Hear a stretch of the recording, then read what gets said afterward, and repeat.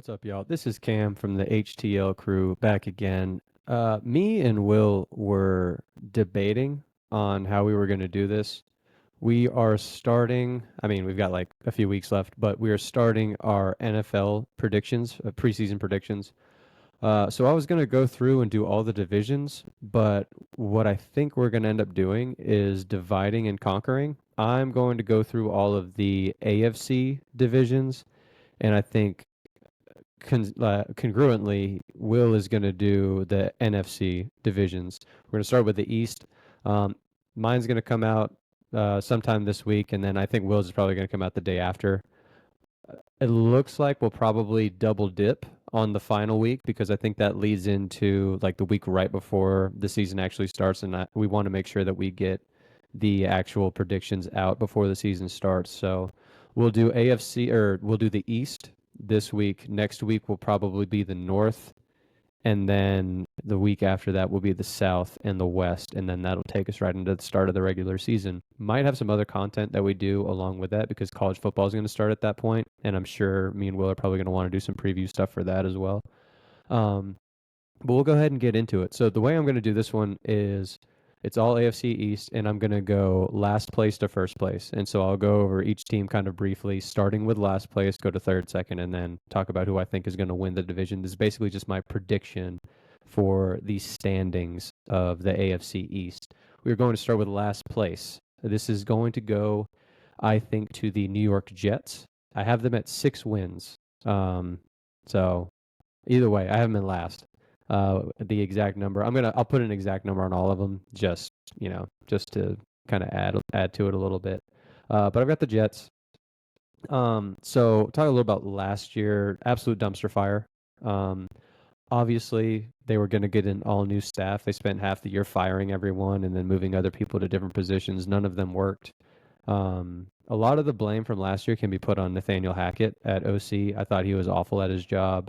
But for some reason, Robert Salah got punished, who I think is one of the best defensive minds in all of the NFL.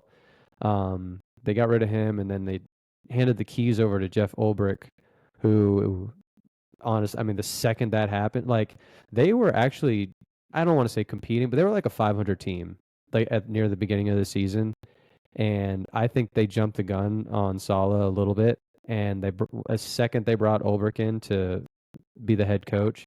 The offensive problem stayed the same, which was consistent throughout the whole year. But then the defense got substantially worse, and then that's when the season kind of fell apart for them. So this year, fresh start, totally fresh start. Aaron Glenn going to be head coach. Um, they got Wilkes he used to be with the 49ers. He's going to be their DC. So they've got some new pieces in place. And it's a fresh start if nothing else. They still have the worst owner in all of college football or all of pro football. So I always grade them kind of lower just off that knowledge because he does find a way to mess things up even if things look like they should be going well. Um, what I see with this team is I think the window was actually last year. I think the talent pool got worse, especially on the defensive side of the ball. Um, the offensive line also has a lot of turnover. You can kind of take that how you want. Like it could be a good thing, it could be a bad thing. Um, but it was awful last year. So, maybe change is good. It's one of those where it's like, it's going to take time for them to kind of flesh it out and like find some continuity anyways. So I don't know if even if they are better, they'll be better off the bat. So I still think there's best case is growing pains. Worst case is they're still bad. There's a couple potential signs for improvement. They were 3-7 in one score games. Um, they have better coaching this year. Better coaching generally means you win more close games. So I see instead of a 3-7, maybe like a 4-6. So there's another win there to be had. Could lead to some progression. And the schedule is also somewhat forgiving. I think they will be better than last year, but not enough to make a difference. They're still going to be cellar dwellers in the AFC East. We'll move on to third place. I think I have a picture for this one. Hold on. Let me share the screen. I think I have a picture for this one. Let me make sure. Third place is going to go to the Miami Dolphins. This is my third place team. I see a lot of transition with these guys, a lot of turnover on the defensive side of the ball, as well as the offensive line. Very similar to the Jets. Both teams I don't think are in good positions. The Dolphins are in a little bit better because they have a pretty solid quarterback that can kind of carry them and hide a lot of the flaws as long as he's healthy. Um, the defense last year, their big issue is they're super thin. So the second they had injury problems, you noticed.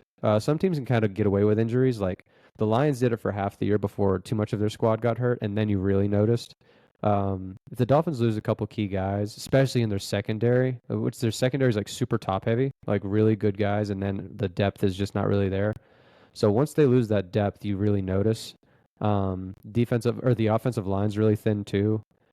Both of them are thin again this year. Same kind of issue. Um, so if they don't, the other thing to know with the Dolphins, like if they stay healthy, it's no big deal. But perennially, the Dolphins are one of the top 10 least healthy teams in all of football, just based off of historical data. So you would kind of assume the worst from top to bottom. They generally have injury problems. If that rears its ugly head again, they're going to be too thin in the secondary, too thin on the offensive line. They'll run into the same issues that they have the previous year. The one good thing they have is the rest schedule is a little bit better. So maybe they have a little bit better luck on the health side. But even if they do, I personally don't think the defense is going to perform, not to the level that they need to. There's two options here for this team. There is the Tua is healthy option, which means they play a lot of high scoring, somewhat close games, and they win some of those and they lose some of those, puts them around a 500 team. The alternative is Tua is not healthy and they still give up a lot of points defensively and don't have enough firepower offensively to make up the gap, and they lose more games. I see kind of a combination of two.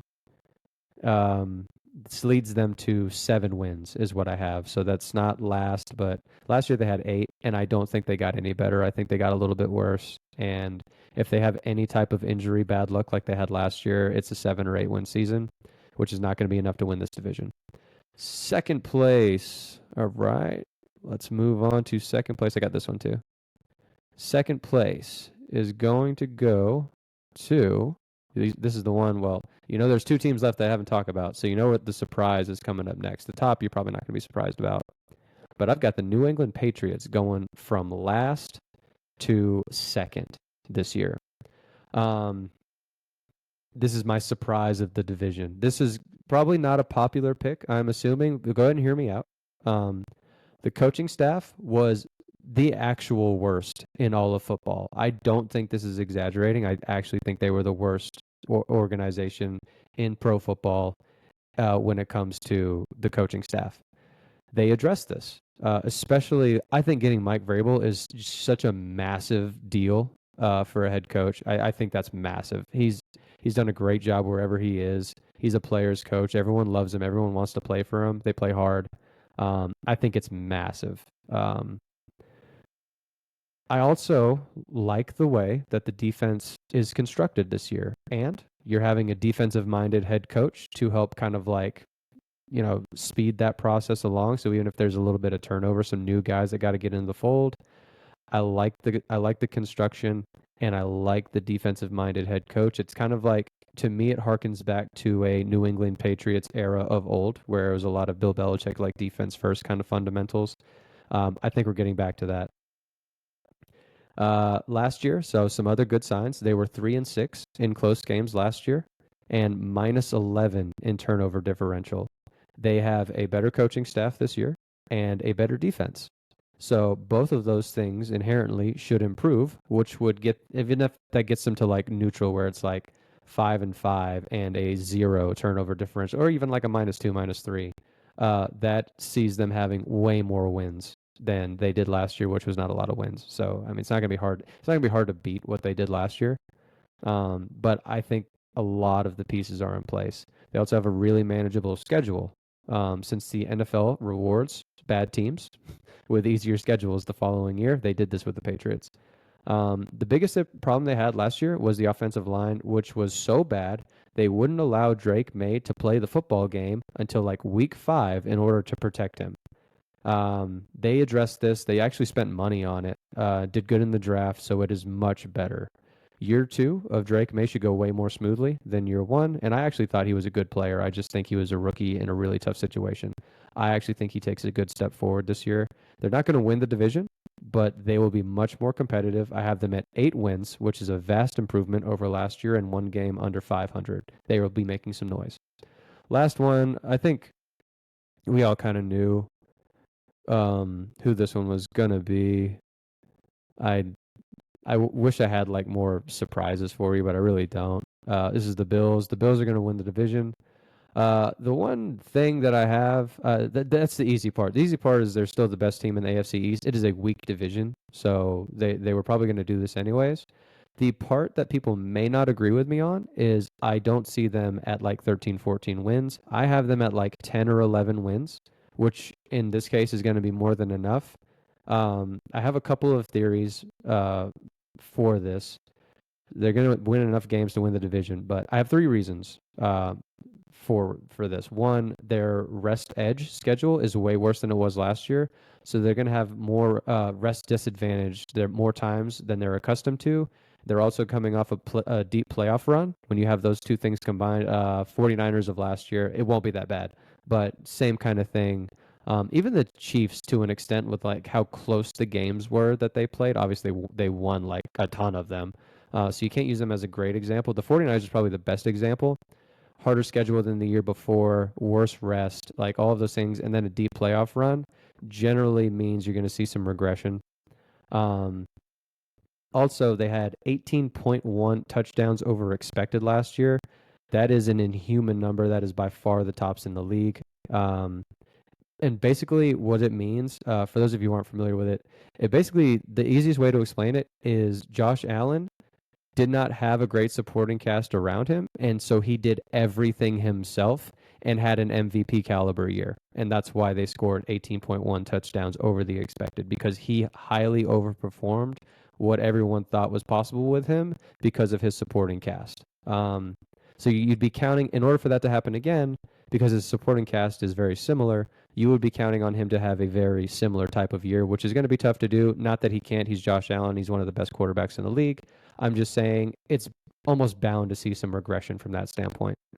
Um, Also, I mean, the defense didn't get much better. They've never really jumped off the page at me, anyways. So I see them scoring less points and playing in more close games. They didn't play in a lot of close games last year because they scored so much. So the defense you didn't really notice the deficiencies of the defense as much. I think the touchdowns go down, and I think the scores get closer, and I think that's where you see some of the chinks in the armor. Finally, they also had a plus 28 turnover differential, which is insane and absolutely cannot be replicated. If it is, I will eat my words, but I promise you that has probably never happened in the history of mankind. Plus 28 is crazy. And even if it's, even if they highly like overachieve or achieve, they're going to be good. And it's plus 14. That's still, that's 2 or 3 less wins, which would put them at 10 or 11. They're still weak at receiver, and the running back room, I'm not a fan of. I think it lacks some depth behind Cook, who I was going to talk about how he's in a contract dispute, but he just signed his extension. So they do have that going for them. I think that also helps kind of take some of the pressure off the offense, that knowing that guy is going to be in the fold for a few years now. But the depth behind him is questionable if he gets hurt, and I haven't liked the receiver room for 2 years, and I still don't like it again. They've got enough to win, but mostly because they play in a weak division. I think you see a flawed Bills team this year. 10 or 11 wins, more than enough to win. I question a deep playoff run, though. We will see. All right, real quick today, those are the 4 teams. That is my predictions for the AFC East. Will be dropping his probably right after me. He's going to do the NFC East. Next week, we will do the North, so I'll do the AFC North, and he will do the NFC North. As always, thank you guys for watching. Thank you guys for listening. I appreciate all the engagement. We've got a couple of weeks until football. I'm stoked. We're going to get as much content out as we can to you. Again, appreciate you guys, and I will see you next time.